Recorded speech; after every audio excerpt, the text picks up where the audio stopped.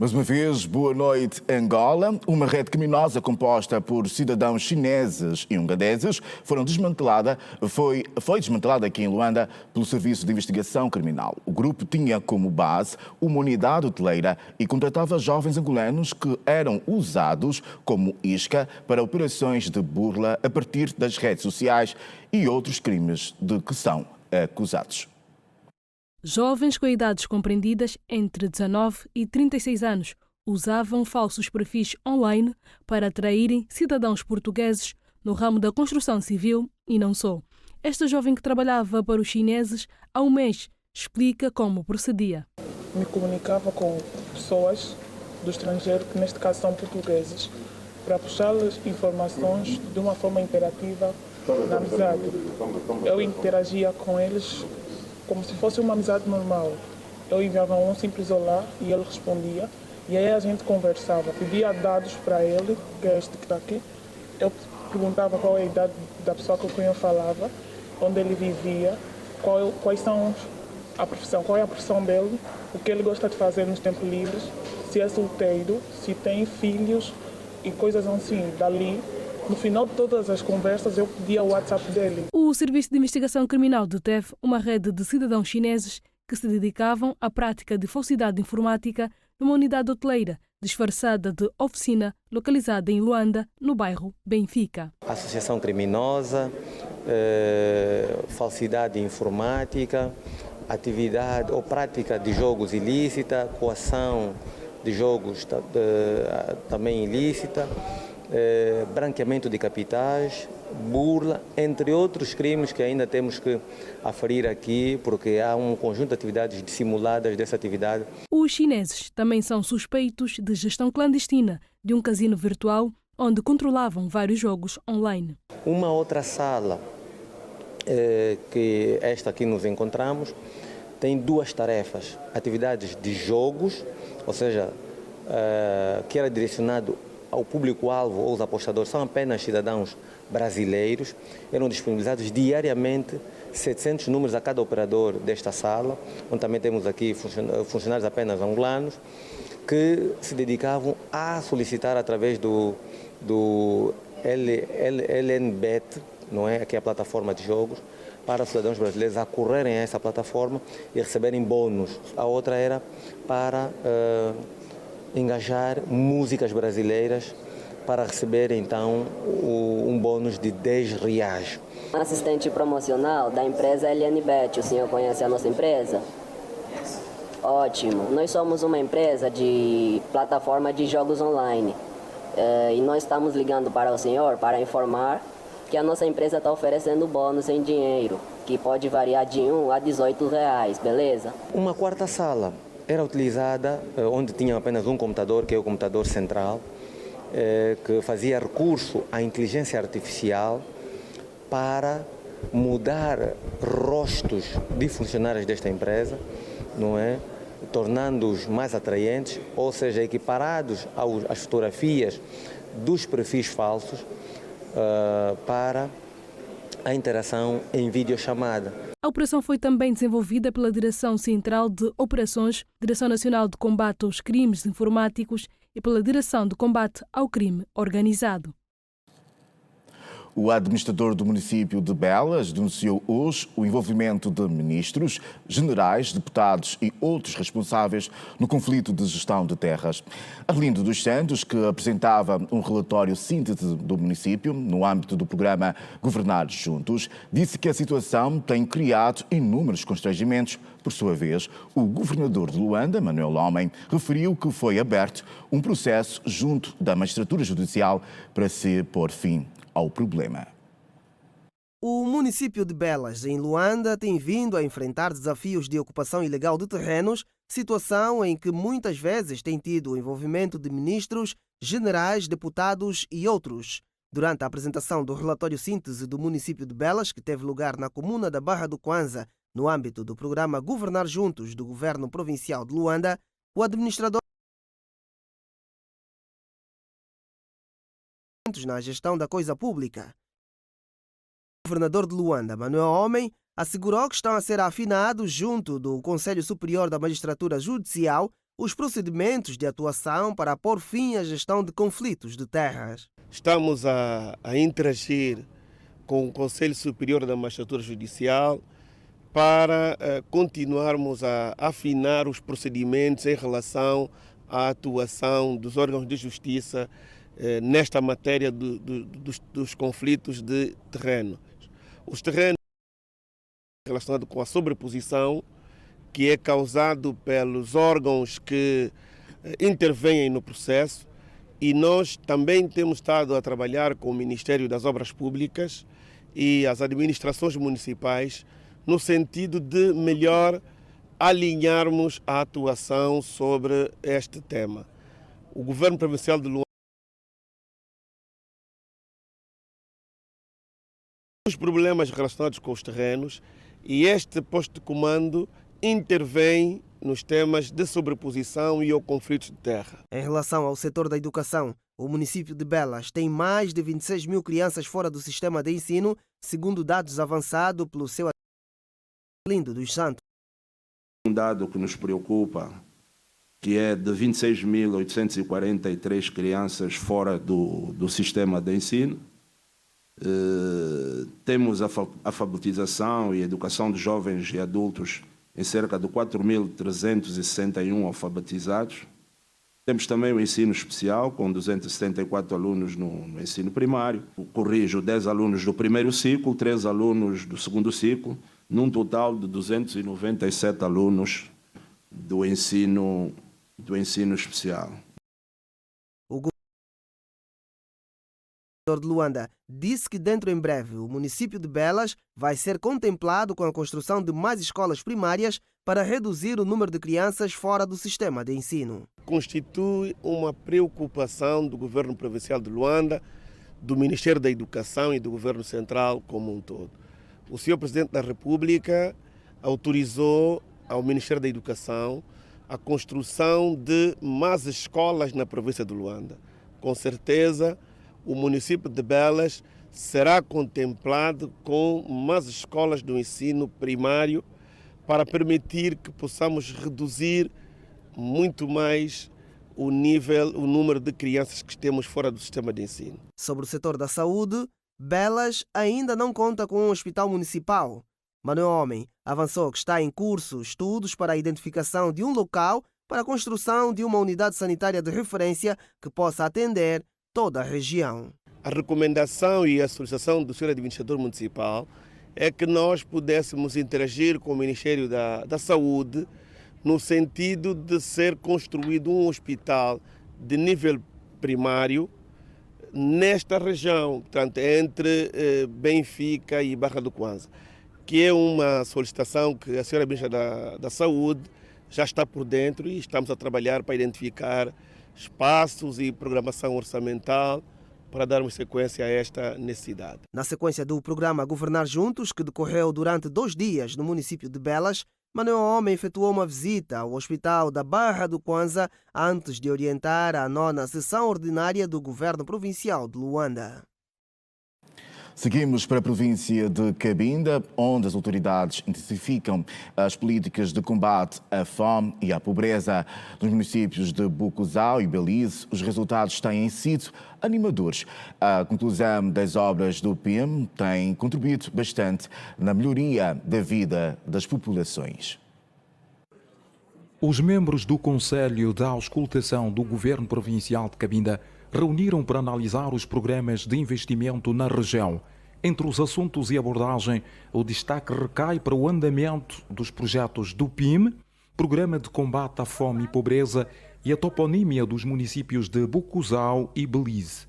O administrador municipal de Bucuzau, Oscar Dilo, fez uma avaliação positiva sobre as obras do PIM na sua localidade e explica as estratégias que estão a ser utilizadas para o combate à fome e pobreza. Quanto ao PIM, nós temos todos os projetos concluídos, né? Aquilo que é da alçada do município, nós temos, eram 5, né? tinham sido elencados 5 projetos e todos eles foram concluídos. Há famílias que conseguiram, com o Cuenda, fazerem alguns projetos agrícolas e acredito que quem tem uma boa lavra da mandioca, batata, não se inscreve muito na linha vermelha de pobreza, né?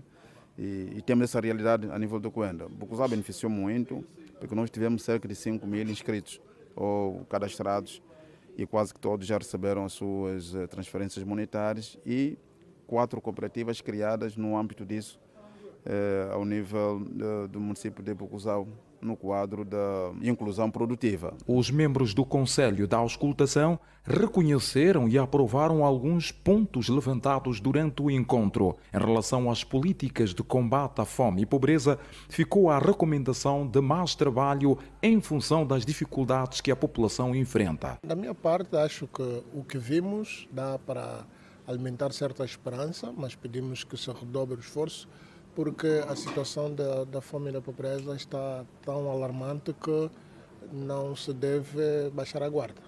Alguns nomes vão ser valorizados porque nós nos apercebemos no Conselho que necessariamente temos que ir mais à nossa cultura. Os nomes da nossa região devem estar tipificados nessa topania que o governo da província quer que se instale. PIMA, a nível do município de Belize, nós fomos contemplados com 5 projetos. Dos 5 projetos, nós já concluímos 3 e nos resta, nesse momento, 2 projetos que estão em curso. Então, nós temos o projeto de reabilitação e ampliação do Tribunal de Belize, tem o projeto da iluminação pública, o sistema gravítico de água do Ndolo Aquisocre, o projeto da construção de 12 salas de aulas e aquisição de equipamento de saneamento básico. Portanto, nós já eliminamos 3 e está em curso os outros 2 projetos neste momento. O Conselho serviu também para se avaliar o nível de andamento de alguns projetos ao nível da província de Cabinda. Impedir atos de vandalismo, faltas de civismo perante o cidadão e a desordem que se registra no seio dos mototáxis foram, entre outras, notas expressas pelo comissário Aristófanes dos Santos, num ato de imposição de patentes a efetivos da URP neste sábado, na cidade de Benguela. Os efetivos da Polícia Nacional em Benguela foram chamados a redobrar a segurança, impedindo que atos ilícitos coloquem em causa a segurança dos cidadãos, com realce da vandalização dos bens públicos, de acordo com o comissário Aristófanes dos Santos. E a polícia deve estar atenta a não permitir atos de desordem que ponham em causa a segurança de todos e de cada um. Foi aprovada recentemente uma lei relativa aos atos de vandalismo. E nós temos que estar atentos a reprimir qualquer ato contrário à ordem pública. Esta é a nossa missão. Primeiro, preventiva, mas a seguir, repressiva quando a prevenção não for possível. Na sequência, o comandante provincial da Polícia Nacional em Benguela advertiu os efetivos da Unidade de Reação e Patrulhamento a uma atuação cívica perante o cidadão. Ao atuar de forma policial, com tática e técnica de natureza específica, não é maltratar o cidadão. Não há sociedade sem polícia, mas também não há polícia sem povo. Tem que haver um ponto de equilíbrio.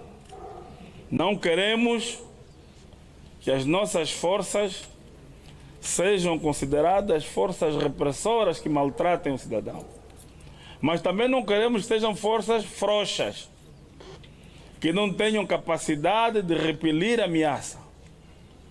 É preciso atuar dentro do equilíbrio necessário, dentro da proporcionalidade, dentro da legítima defesa.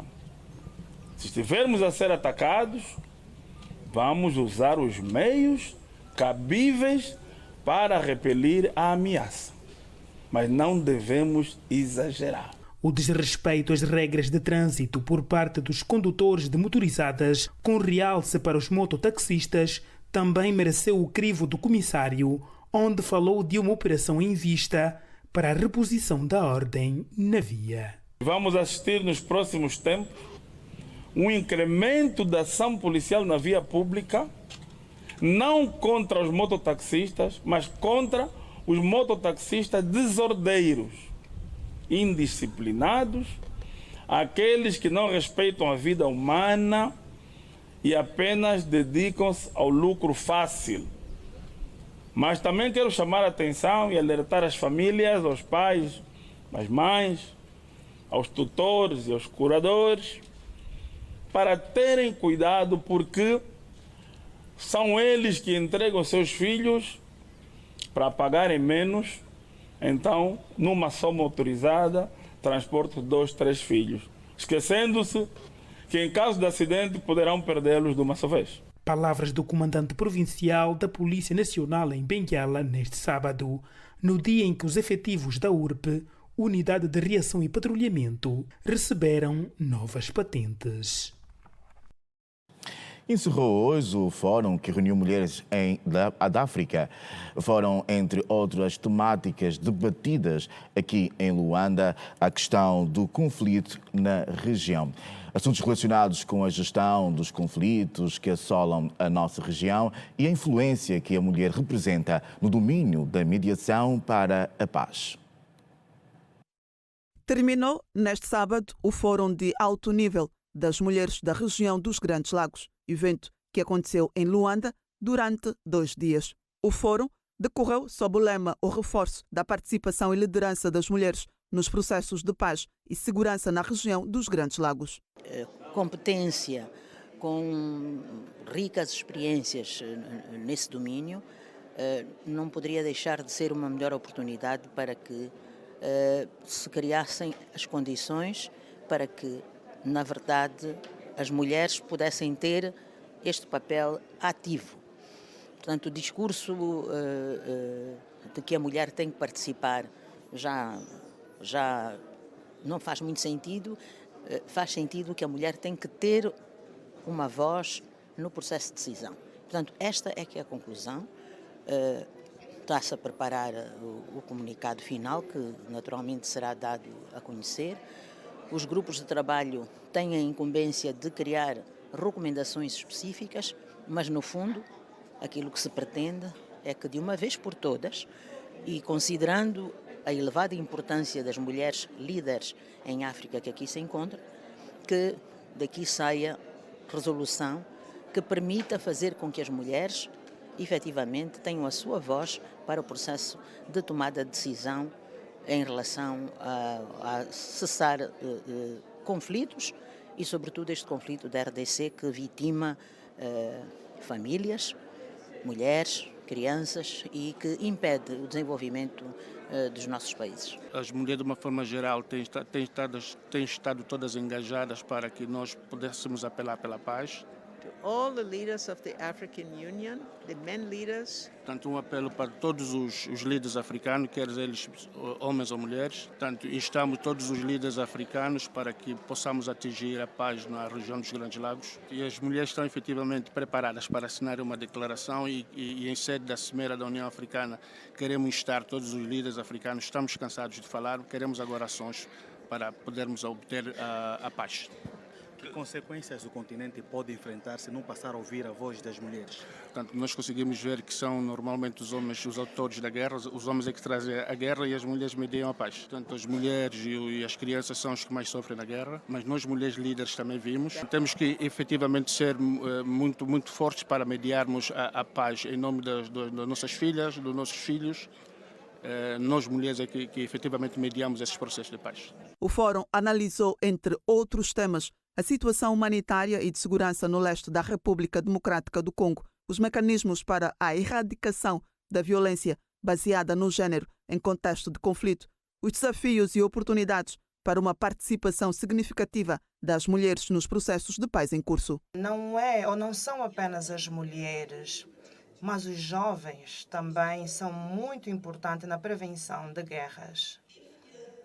Se os jovens num país não tiverem um parecer daquele país, é perigoso. É perigoso quando os jovens não têm nada a perder, onde são facilmente mobilizados para guerras. Então é importante para nós, como países, certificarmos de que os nossos jovens são capacitados, são competentes, conseguem arranjar empregos e criar empregos e fazem parte do desenvolvimento, para que ninguém possa os mobilizar oferecendo-lhes €1 por dia para poder então levar uma arma e disparar contra os seus irmãos, seus cidadãos.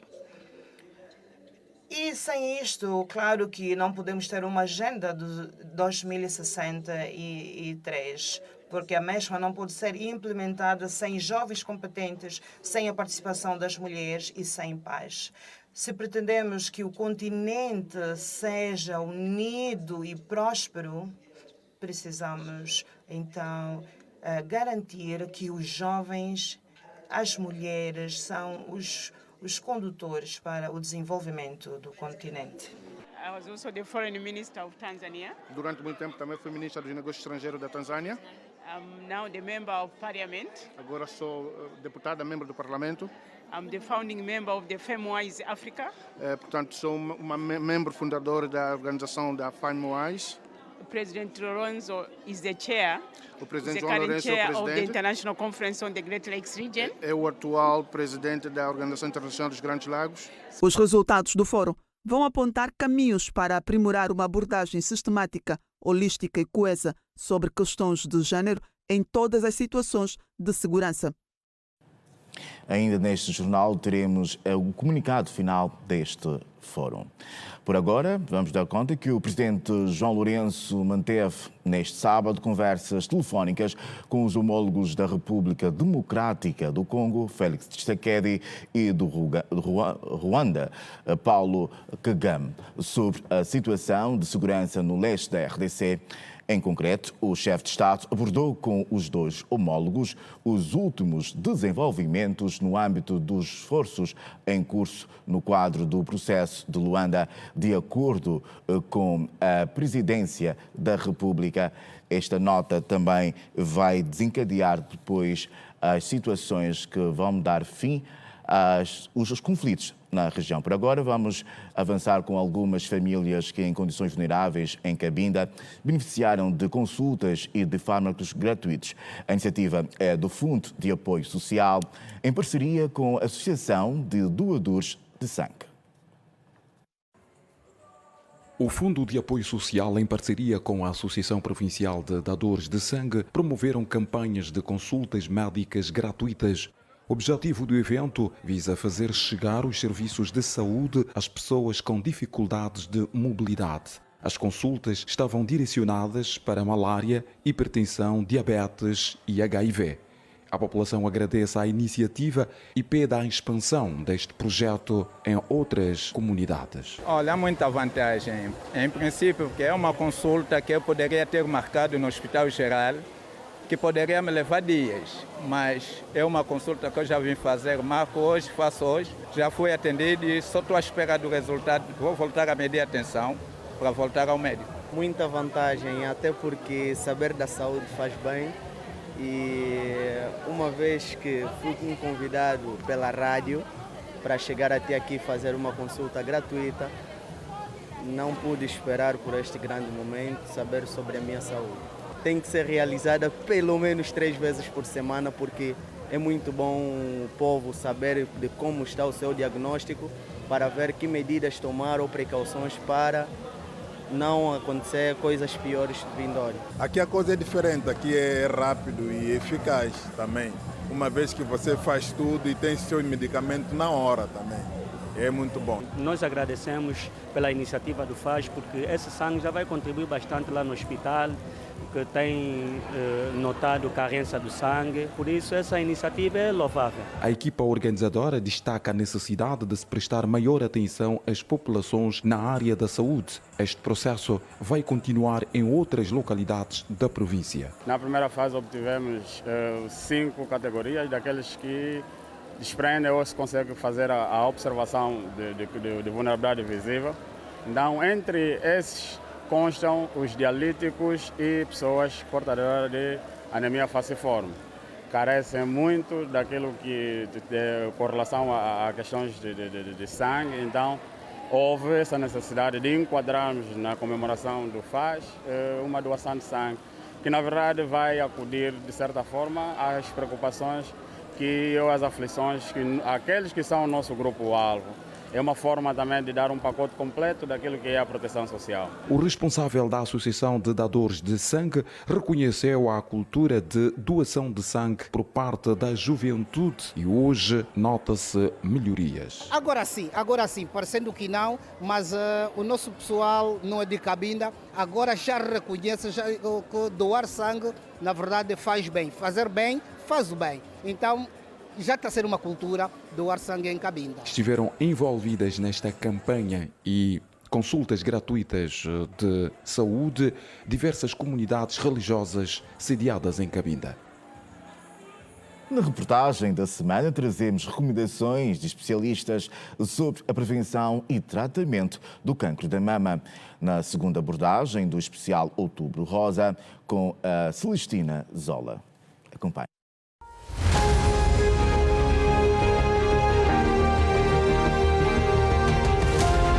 Estas mulheres, que vivem realidades diferentes, mas em algum momento das suas vidas, as histórias convergem. Elas fazem parte do número de pessoas que contraiu o cancro da mama. Júlia conseguiu vencer o cancro há 12 anos. Antonieta descobriu a doença em 2023 e Marinês luta para vencer o cancro da mama. Eu acho que não há muito interesse por parte das pessoas para saber sobre o cancro. Hoje, eu todos os dias quero saber o que é o cancro. Fiz os exames todos, dentre eles a biópsia, não é? Fiz a ecografia mamária e deram-me o resultado do câncer da mama. Mas como desconhecia o que era o câncer, nem sequer sabia quais são os métodos de prevenção e muito menos sobre o autoexame, recebi o diagnóstico e ficou por ali.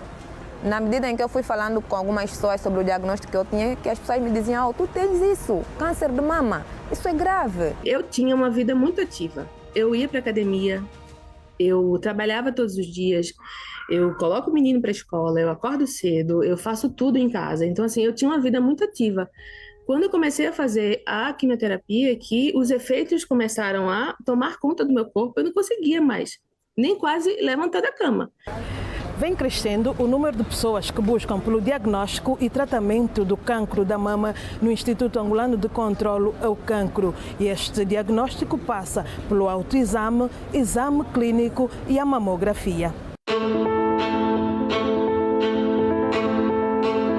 Toda mulher tem que menstruar para dar início então a este autoexame da mama. Uma menina de 10 anos há necessidade de fazer o autoexame? Não, porque ela provavelmente ainda não iniciou a menstruação. Autoexame significa eu própria posso fazer este exame. O primeiro passo é ficar em frente ao espelho, colocar as duas nossas mãos por trás da cabeça e olhar. O objetivo é ver se uma mama é maior que a outra. Esse é o primeiro passo do autoexame. O segundo passo do autoexame é avaliar se tenho caroços ou nódulos, ou bolinha, ou furúnculo. Então eu tenho que fazer uma palpação da mama com a polpa dos dedos. Por exemplo, eu vou colocar a minha mão esquerda por detrás da cabeça, a minha mão direita palpa a mão esquerda. E eu vou fazendo então esta palpação no sentido horário, para então verificar se tem alguma alteração, algum nódulo na mama. E depois eu faço a troca na mama contralateral. O terceiro passo, eu tenho que fazer o quê? A palpação na axila, porque quando a mama está doente, a axila também sofre. E a forma do sofrimento, como nós falamos, é uns caroços, que nós vulgarmente chamamos de íngua. Mesmo com o autoexame, é necessário sempre procurar o médico para as consultas de rotina. Os exames anuais são necessários para que se comece o tratamento da doença logo que seja descoberta. Toda mulher deve fazer o autoexame? Sim, depois de começar a menstruação. Em que momento?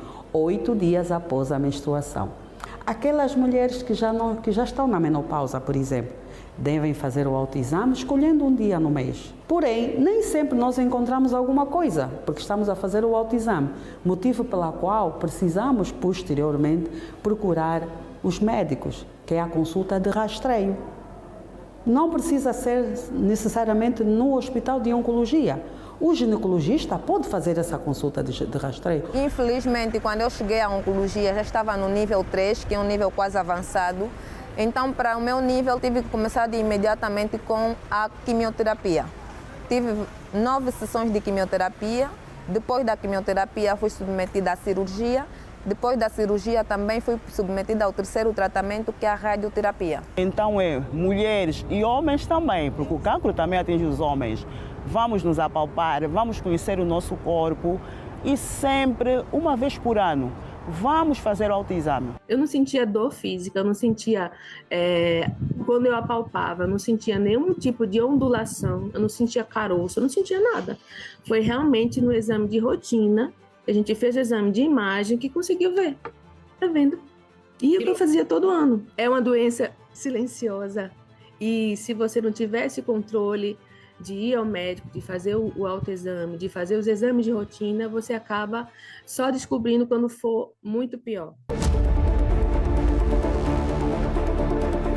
É dessa forma que estas mulheres descrevem o processo por que passa quem luta para vencer esta doença que acaba sendo silenciosa. Penso que, fazendo a comparação com as outras pessoas, não foi tão agressivo assim. Foi um tratamento difícil. Tive muitas situações em que eu pensava que não conseguiria suportar essa fase, mas graças a Deus deu tudo certo e estamos aqui hoje, não é? Firmes, confiantes, aceitamos, não é que eu digo que a aceitação também faz parte de um processo de cura. Quando tu aceita, tem muito mais facilidade de conseguir lidar com a doença. O meu cabelo caiu na primeira sessão desse remédio, foi muito forte e os efeitos são muito mais severos, assim, muito náusea, muito cansaço e tudo. E agora, nas brancas, foram 12 brancas, são mais amenos, né, os efeitos. Porém, eu me sinto muito mais fadigada também. Tenho uma sensibilidade na mão de dormência, essa coisa da queda do cabelo, que nossa, me devastou. E você se olhar no espelho, você não vê o cabelo e agora tá caindo a sobrancelha. Isso aqui é pintado, viu? Fiz a quimioterapia, fiz a mastectomia, que é a retirada total da mama. A quimioterapia acabava comigo. Mas a radioterapia, eu ia fazer e voltava para o serviço. Já era menos agressiva. Por existirem inúmeros fatores que podem estar na base da doença, a prevenção é o primeiro passo para cuidar de si mesma. Não fiquem com vergonha de ir ao médico, de perguntar, de tirar suas dúvidas, porque ele vai te ajudar, vai te orientar a ter um tratamento adequado, né? Que vai te curar com certeza, mas o diagnóstico precoce, né? Salva muitas vidas, né? O câncer existe, nós não podemos deixar de estar ali, não é, para falar do câncer, para apelar as pessoas a fazerem os autoexames, de maneiras que evitemos todos os procedimentos que nós temos que passar para a cura do câncer. Mas não é mais fácil saber do teu estado de saúde para ter a oportunidade de tratar, para depois chegares ali de rastros, que às vezes tens 5 a 6 meses de vida.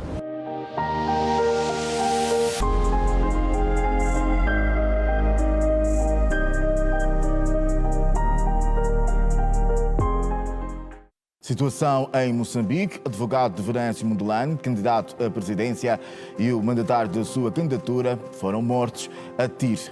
É um dos assuntos em destaque na atualidade internacional que vai acompanhar após o intervalo. Até já.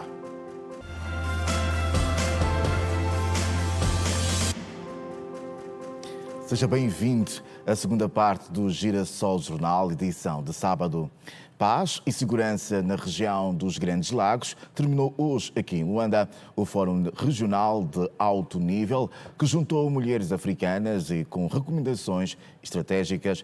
Vamos acompanhar a seguir um extrato do comunicado final. Chamamos o fim no conflito nesta região e pedimos às partes a respeitarem as leis internacionais e outros compromissos no quadro legal da região e também o cessar de fogos para facilitar o regresso dessas pessoas para fornecer ajuda e justiça para todos os sobreviventes dessas violências. Orientado pelo processo em curso, principalmente os processos em Luanda e Nairobi, são instrumentos relevantes e decisivos na União Africana e Nações Unidas, assim como na Conferência Internacional dos Grandes Lagos. Orientado pelo quadro da União Africana para o monitoramento e reportagem do Pacto de Futura, para perceber o papel central das mulheres na paz e segurança e a promoção da democracia.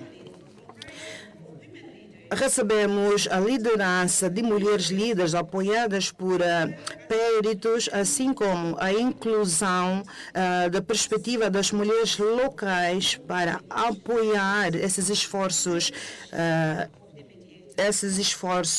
sob a liderança do mediador.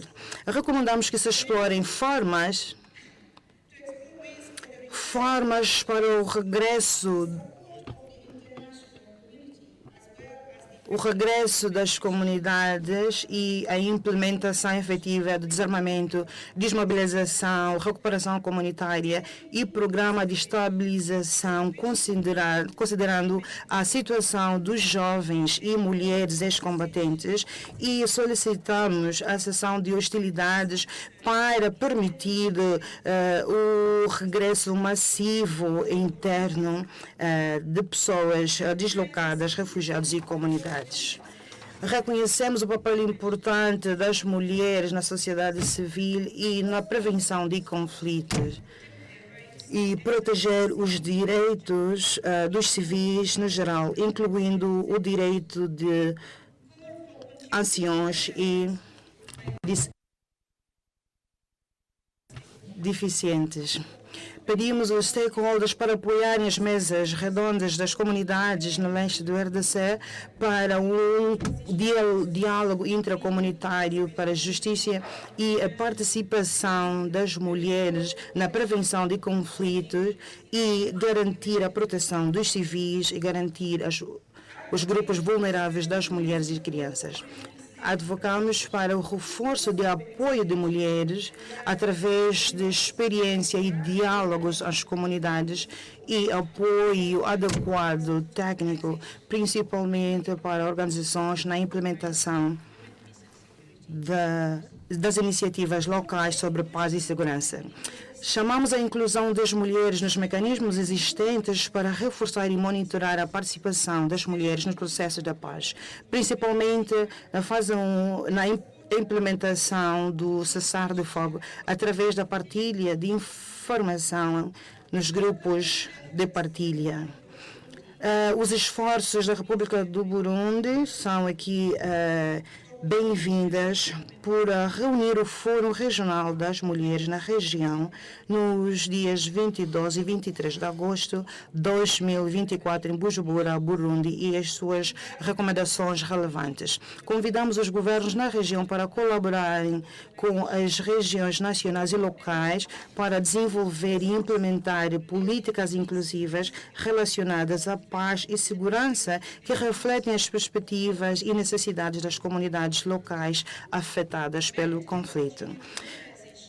Comandamos a mobilização contínua e mensagens de solidariedade por mulheres líderes na África, por melhorar a situação das mulheres na região dos Grandes Lagos e pela iniciação de abordagens para a paz, por engajar as mulheres como fazedoras da paz e criação de uma coalizão de mulheres no apoio do processo contínuo.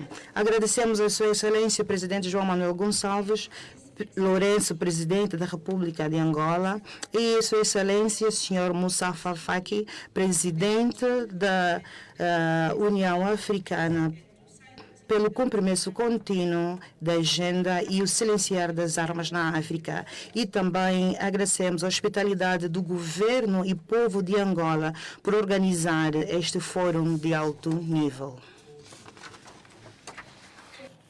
Agora a situação em Moçambique. Advogado de Venâncio Mondlane, candidato à presidência, e o mandatário da sua candidatura foram mortos a tiro numa altura em que ainda não são conhecidos os resultados definitivos das eleições gerais.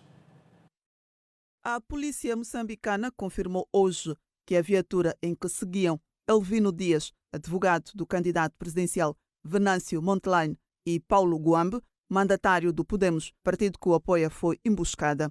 Segundo a polícia, a viatura com 3 ocupantes, incluindo uma mulher que ficou ferida nos membros superiores, foi abordada e bloqueada por 2 outras ligeiras, de onde saíram homens, até aqui desconhecidos, com armas de fogo, que fizeram vários disparos, provocando as mortes e os ferimentos. O crime aconteceu quando eram aproximadamente 23h20 em Moçambique, nesta sexta-feira, na Avenida Joaquim Chissano, no centro de Maputo. A mulher ferida foi transferida para o Hospital Central de Maputo sem risco de vida. Os homicídios não estão a ser dissociados das eleições de 9 de outubro. De acordo com a RFI, Paulo Guambe já havia denunciado a existência de um plano para o seu assassinato e de Venâncio Mondlane. A chefe de missão de observação eleitoral da União Europeia ao pleito moçambicano apelou hoje às autoridades do país que investiguem rapidamente os autores dos homicídios, que considerou hediondos. Por sua vez, o alto representante da União Europeia, Josep Borrell, que condenou o crime, afirmou que numa democracia não há lugar para assassinatos com motivações políticas e apelou à máxima contenção por parte de todos e ao respeito das liberdades fundamentais e dos direitos políticos. A par da União Europeia, as embaixadas do Canadá, Reino Unido, Noruega, Suécia e Estados Unidos em Maputo condenaram os crimes e pediram investigação rápida do caso. O número de mortos na faixa de Gaza ultrapassou a cifra de 42.500, enquanto que os de feridos estima-se em perto de 100.000. Os dados foram atualizados hoje pelo Ministro da Saúde da faixa de Gaza. Siga o Compacto Internacional. De forma geral, morreram desde o início das ofensivas israelitas 42.519 pessoas, segundo o Ministério da Saúde de Gaza. O número cresceu com um aumento de mais 19 mortes, segundo o balanço provisório, registadas nas últimas 24 horas. Já o número de feridos aproxima-se dos 100.000. São até o momento 99.637. A este número, chegou-se com o acréscimo dos 91 feridos na sexta-feira. As autoridades receiam que o número seja maior, já que pode haver outras pessoas sob os escombros. Israel continua com seus ataques em Gaza, território cuja reconstrução deverá se dar em 80 anos, se os combates não cessarem já, de acordo com o relator especial das Nações Unidas para o Direito à Habitação Adequada. Noutra frente de ataques israelitas, no Líbano, as ofensivas das forças do país judeu provocaram quase 780.000 deslocados, segundo o último balanço da Organização das Nações Unidas, que refere que 55.698 das pessoas foram deslocadas só na última semana. Um cidadão japonês de 49 anos foi detido hoje, depois de atirar coquetel Molotov à sede do partido que sustenta o governo no Japão. A detenção foi antecedida de embate de um carro contra uma vedação no lado exterior do escritório do primeiro-ministro japonês. Segundo a polícia de Tóquio, o homem foi detido no local por suspeita de obstrução aos deveres públicos. A ação, considerada criminosa, acontece numa altura em que se vive a campanha eleitoral para as eleições de 27 de outubro. Em reação, o primeiro-ministro defendeu que a democracia nunca deve sucumbir à violência. E nós seguimos com o Girassol Jornal. Vamos agora falar da matéria de dados estatísticos que indicam que quase 25% da população angolana ainda é considerada analfabeta. Para a redução destes números, vários projetos de alfabetização têm sido desenvolvidos em todo o país. Em Luanda, alguns desses projetos ajudam mais de 200 pessoas, como é o caso do programa denominado Reforço Escolar. O mundo de quem não sabe ler ou escrever é feito de obstáculos e preconceitos. Atividades comuns como preencher uma ficha ou assinar o próprio nome podem se tornar um problema para os mais de 9 milhões de analfabetos no país. Pessoas como Elisa Domingos, uma mulher que teve a infância marcada pelo abandono da família. Bem, quando era mais pequena, não dei o processo de estudar porque Primeiramente, eu não cresci com meus pais. Foi mesmo complicado porque eu via as minhas amigas de outro nível, sabiam ler e escrever e eu não. Pela idade, jovem de 18 anos, 17 anos, não saber ler e escrever. Era mesmo difícil, muito difícil para mim. Há 3 meses, Clara Gomes não sabia escrever o próprio nome.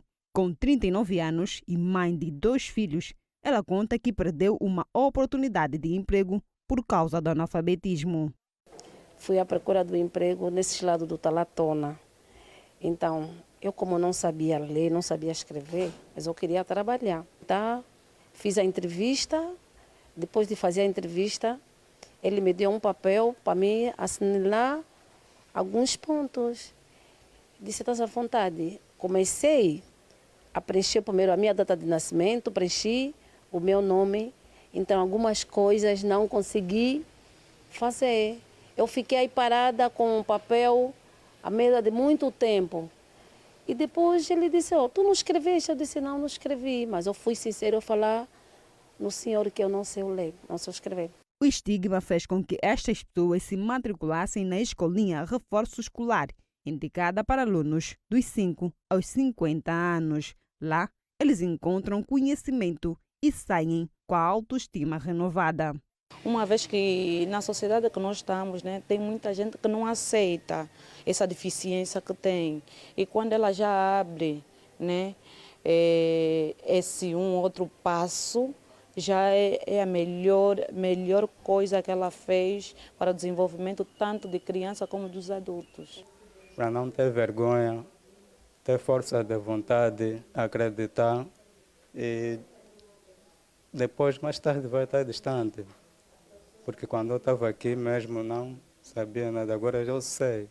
Agora eu posso dizer que eu sei ler.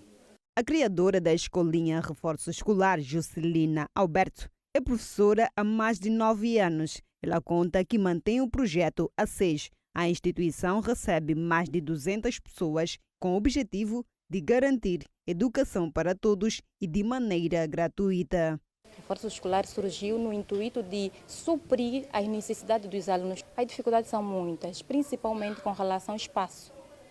Eu atualmente houve a necessidade de eu arrendar um espaço, porque foram muitas senhoras que me diziam, não, professora Ju, não pode desistir do projeto, já estou a aprender a soletrar. Então houve a necessidade de eu arrendar um espaço, se bem que não é fácil manter o pagamento em dia, e também com relação aos assentos, os materiais didáticos e muito mais. Olha, principalmente para as senhoras, eu não cobro absolutamente nada. O secretário-geral do Sindicato dos Professores do Ensino Superior acredita que somente com a participação da sociedade conseguiremos combater o analfabetismo. O número de crianças fora do sistema normal do ensino deixa-nos muito a desejar quando nós queremos trabalhar para o desenvolvimento de Angola. Portanto, o nosso apelo ao governo é que as políticas públicas devem ser eficientes e só serão eficientes se, de facto, promovermos a participação ativa da própria sociedade. O aprendizado é uma jornada longa e árdua, quer dizer que não tem idade. Não tem idade e é um processo contínuo. Incentivo mesmo que apoiem esse projeto de alfabetização, porque além de beneficiar principalmente as senhoras, vai beneficiar também Angola no modo geral, na redução do número de analfabetos que há em Angola. Quase 25% da população angolana ainda é analfabeta. O governo prevê erradicar o analfabetismo em todo o país até 2025. O Instituto Superior Politécnico de Benguela tem em carteira projetos científicos que visam estudar a biodiversidade e o setor do turismo na província de Benguela. As palavras são do presidente do ISPD-PB, ditas no discurso de abertura do ano académico daquela instituição académica de nível superior em Benguela.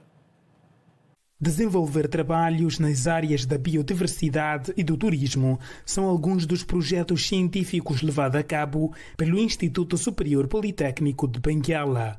O anúncio foi feito pelo presidente do ISPB durante a cerimónia de abertura do ano académico 2024-2025.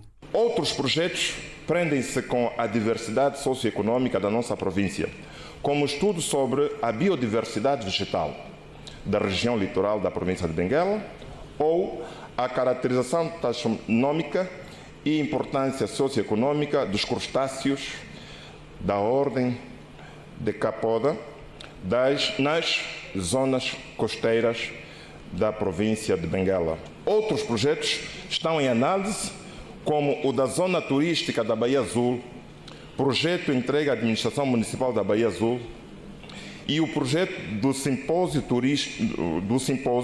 Turismo de Benguela para a elaboração do Plano Estratégico Turístico da província de Benguela.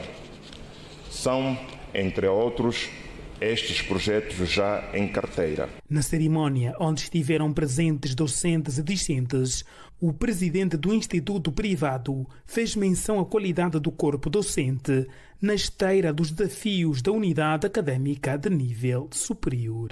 A formação contínua dos próprios docentes que, como sabem, têm contado com um forte apoio da entidade promotora para a frequência de cursos de pós-graduação. Pelo país, o ISPB é uma das instituições privadas de ensino superior onde parte dos cursos são de reconhecimento da instituição de tutela, um desiderato que exige desafio, tal como se fez sentir no discurso de Anteiro Moisés. Os cursos das ciências de saúde, cujos resultados foram satisfatórios, sendo a única instituição na província de Benguela com os cursos acreditados pela tutela. Me refiro aos cursos de saúde. Queremos expressar o nosso mais profundo reconhecimento a todos os stakeholders e, particularmente, a nossa comissão de autoavaliação, que se estruturaram antes, durante e após o processo de avaliação externa. A cerimónia de abertura do ano acadêmico 2024-2025 ficou marcada com a presença prestigiada do Ministro da Cultura de Angola, Filipe Zau. Eleições na Federação Angolana de Handball. Resultados em destaque.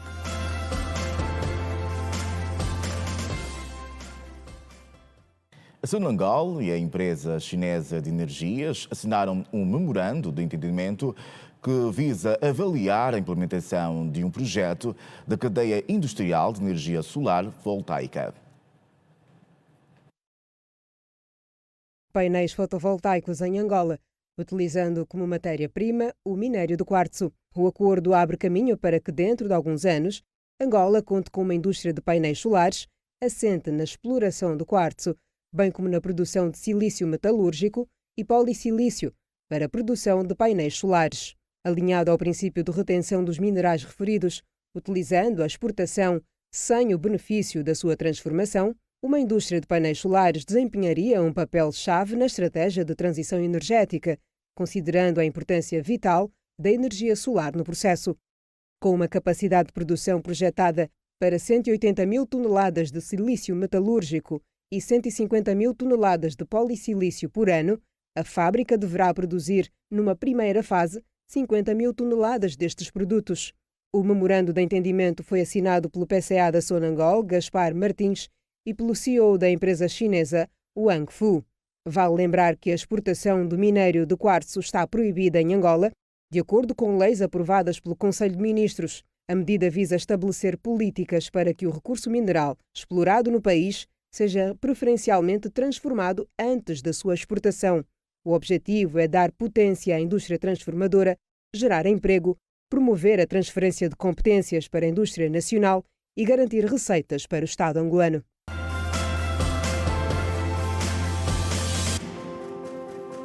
Renovados votos de boa noite, Angola.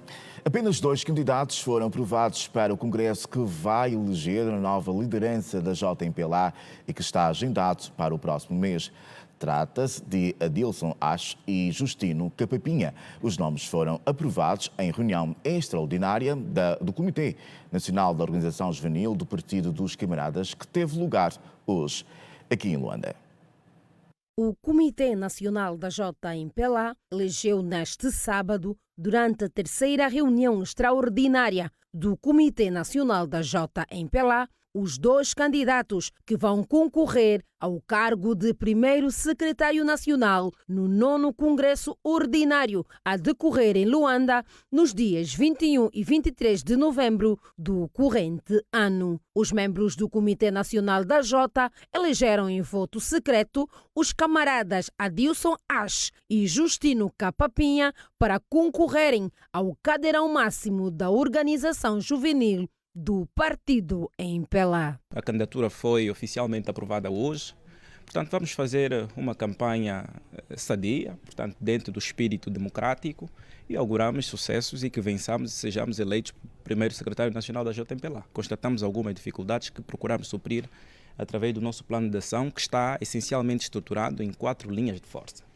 Primeiro será a redinamização das nossas estruturas a todos os níveis. Portanto, vamos trabalhar essencialmente com os núcleos da Jota em Pelá, fazendo com que sejam os principais porta-vozes da nossa mensagem, que sejam os principais dinamizadores da nossa ação política.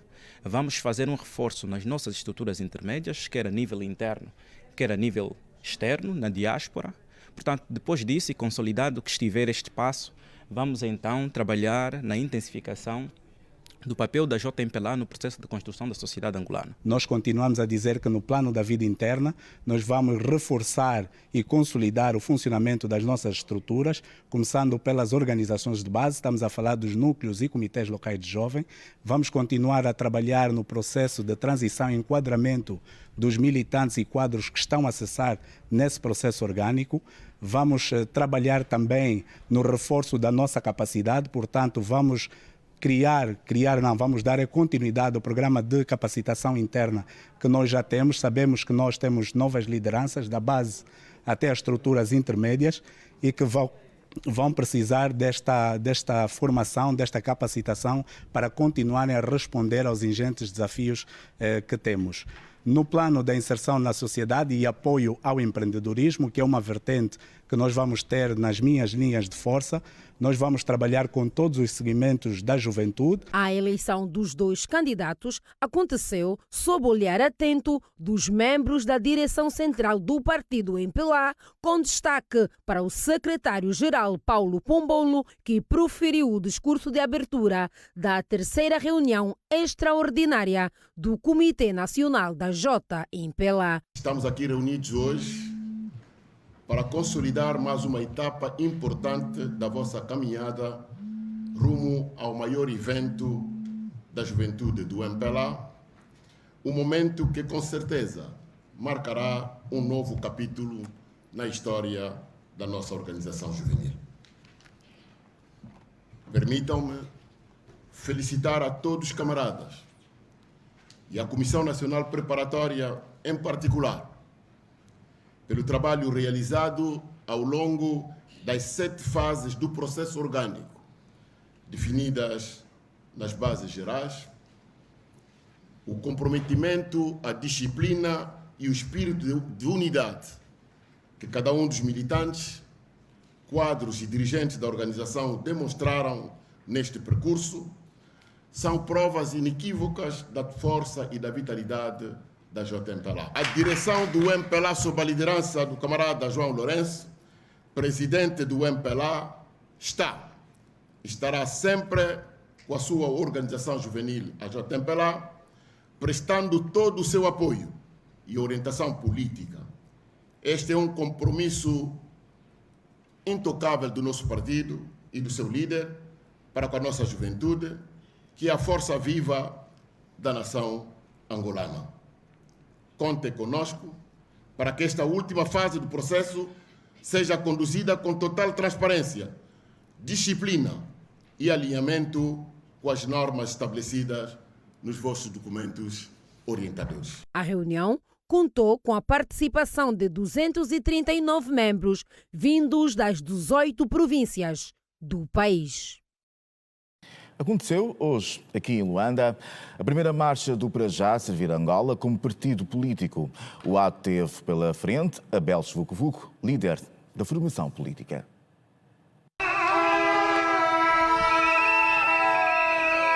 Depois da legalização do Para Já Servir Angola, o líder do movimento Abel Chivukuvuku realizou a primeira marcha como partido. O mercado do Kikolo, no município de Cacoaco, foi o local escolhido. Manuel Domingos é membro da formação política desde a sua fundação. O jovem de 20 anos disse que o país atravessa muitas dificuldades que gostaria de ver resolvidas. Nesse país falta muita coisa para se melhorar, né? Desde no setor econômico, social, estamos a falar da energia, por exemplo, qualidade da energia, né? Água potável, porque sabemos que na sua maior parte da população angolana, nas zonas suburbanas, a água vem com core, né? Esse motivo. Então, nós acreditamos, por isso que estamos com eles. Segundo Abel Chivukuvuku, o propósito do Para Já é mesmo servir o país. O mais importante é que nós somos para já servir Angola. O que queremos é servir Angola.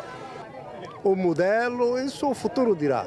O político garantiu também que o seu partido vai continuar a integrar a Frente Patriótica Unida, ao lado da UNITA e do Bloco Democrático. Nós estamos no Bloco. Primeiro estivemos como força política de facto, real no terreno. Agora estamos na FPU como partido político. Eu não posso me meter na cabeça dos que perspectivam. É legítimo, é liberdade. Podem perspectivar. Agora depende do presidente Adalberto, do presidente Filomeno Vieira Lopes e de mim. O futuro depende de nós os três. O Para Já Servir Angola é o segundo partido legalizado este ano, depois do Iniciativa de Cidadania para o Desenvolvimento de Angola. O país conta com 13 formações políticas legalizadas pelo Tribunal Constitucional.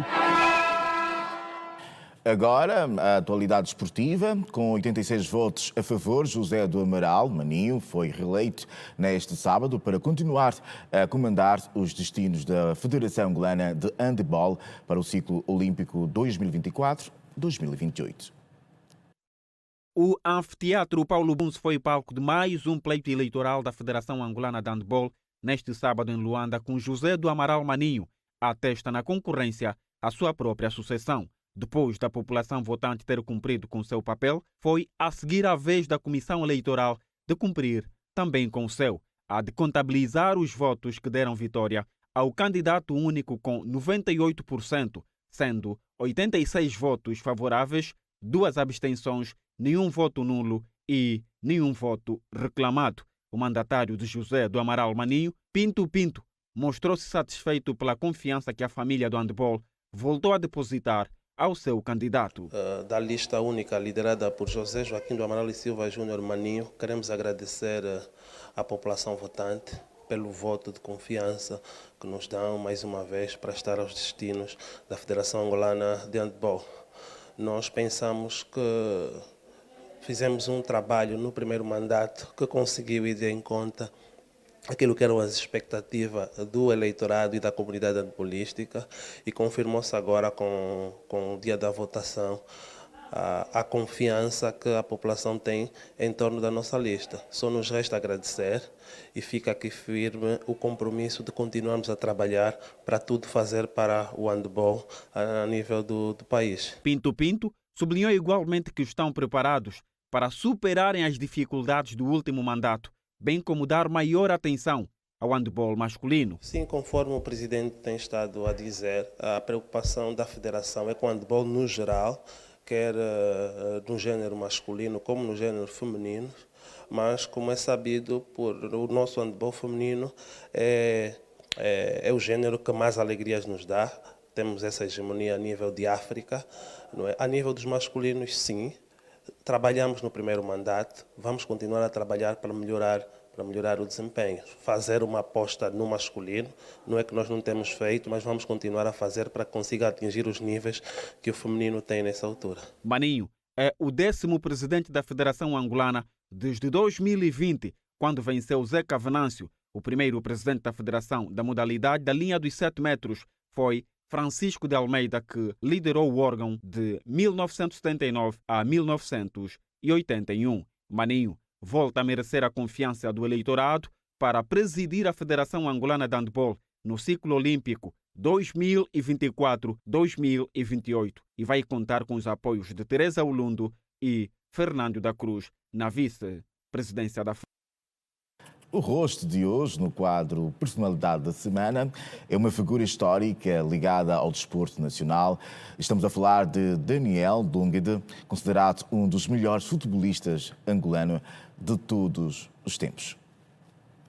Daniel Ndungidi Gonçalves, mais conhecido por Daniel Ndungidi ou simplesmente Ndungidi, nasceu a 13 de outubro de 1956 em Bucuzau, Cabinda, Angola. Ndungidi, de 68 anos, é um ex-jogador de futebol angolano e ex-treinador. O angolano de Cabinda é considerado um dos melhores futebolistas angolanos de todos os tempos. O lendário atuou como médio ofensivo e avançado direito, era dono de uma técnica brilhante e tinha um remate fulminante com o pé direito. Ndungidi atingiu o auge da carreira na década de 1980, quando jogava pelo 1º de agosto, vencendo os 3 primeiros campeonatos nacionais de futebol. Girabola em 1979, 80 e 1981. A sua fama e talento encantaram Angola, África e o mundo. Em 1979, uma tentativa do Sporting de Portugal de contratá-lo foi barrada por razões burocráticas, assim como a pretensão do Benfica de Lisboa em 1990. Pelos Palancas Negras, Ndungidi contabiliza 44 internacionalizações e 9 golos de 1978 a 1991. Na equipa de todos nós, o virtuoso fez 11 partidas de qualificação ao CAN, 5 duelos nos Jogos da África Central, 4 partidas de qualificação ao Mundial, 3 jogos na Taça da SADC, 2 duelos de apuramento aos Jogos Olímpicos e 19 partidas amigáveis. O primeiro jogo do craque por Angola foi frente a Cuba em 1978, no triunfo por 2-1. Ndungidi foi fantástico na campanha de Angola ao Mundial 1986, nos jogos frente à Argélia, empate a 0 em Luanda e derrota fora de casa por 2-3, com um dos tentos a ser rubricado pelo exímio jogador. O último duelo do craque, também conhecido por Pelé de Ambaca, pelo 11 nacional, foi frente ao Madagascar no empate a 0 fora de portas em 1991.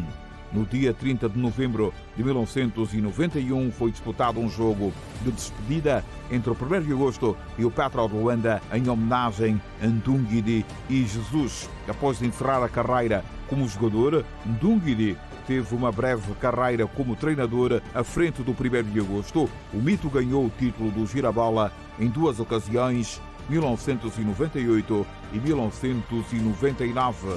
Em 2013, Daniel Ndungidi tornou-se assessor do presidente do 1º de agosto.